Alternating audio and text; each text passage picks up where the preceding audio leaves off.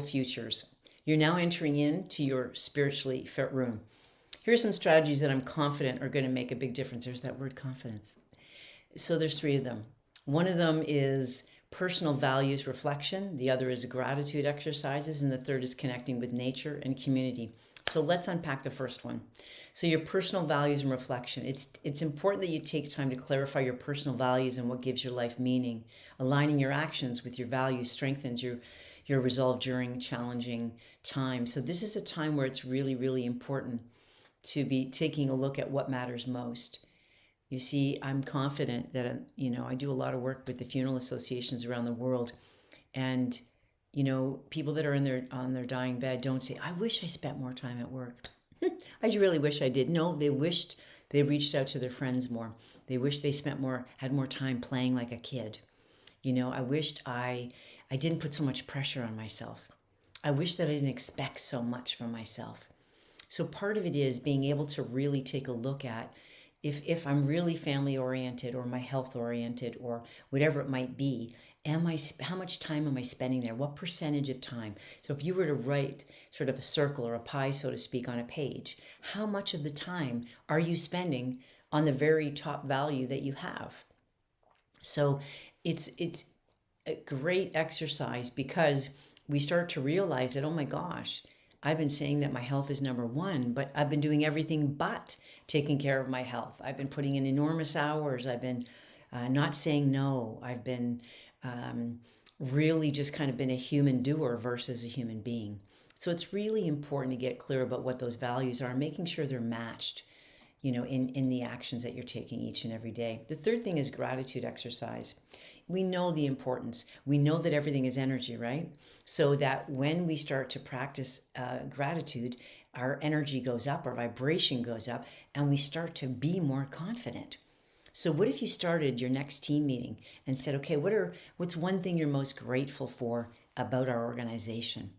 What's one thing you're most grateful for about your life, right? So what it does is it shifts their thinking, right? So if they were sitting there in anxiety or fears or overwhelm, it's shifting them into what they're grateful for, and that then gets them into possibility thinking, and you as well. It's really important that you do this. I'm a fan of writing it down. And making sure it's different from the last time. So it's very specific. It's not like I'm grateful for my health. I'm grateful that I'm able to take a walk. My legs are in good shape. I'm able to physically walk. I'm so grateful. I'm so grateful that, my husband makes my lunch for me during my office day, which he does, by the way. I'm so grateful.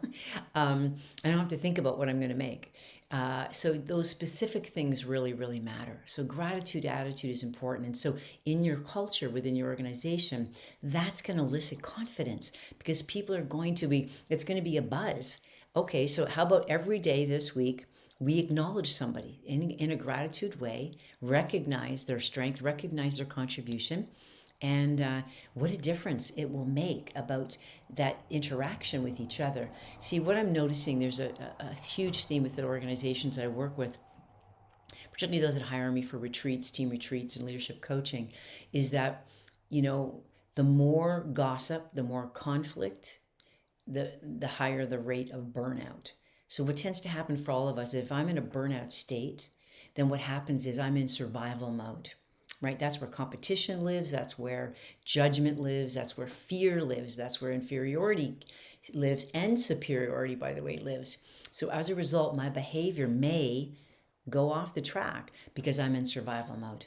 So that's why I get excited when organizations hire me to come in and work with their teams, because I'm able to then give them strategies of resilience to navigate all of that. So it's really, really important. I'm a big fan of nature. You know that. I've talked about this with grounding. I want to say it again.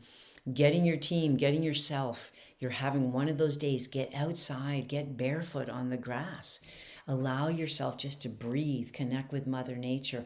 Imagine her just taking her roots and just holding on and just sucking up like a vacuum all of your stress, all of your worry, all your anxiety. Mother Nature is such a great strategy for coping with uncertain times, with coping with the unpredictable future that you're currently in. And most importantly, she allows you to just get back with your breath. just get reconnected with it. Everything is well. I know that during unpredictable times for me, I will frequently say, and even not unpredictable times, all is well. Everything always works out for me. Everything always works out for me. I am safe. So this is something you can share with your team that I believe will be helpful. So have yourself a beautiful day. Remember, you are a powerhouse.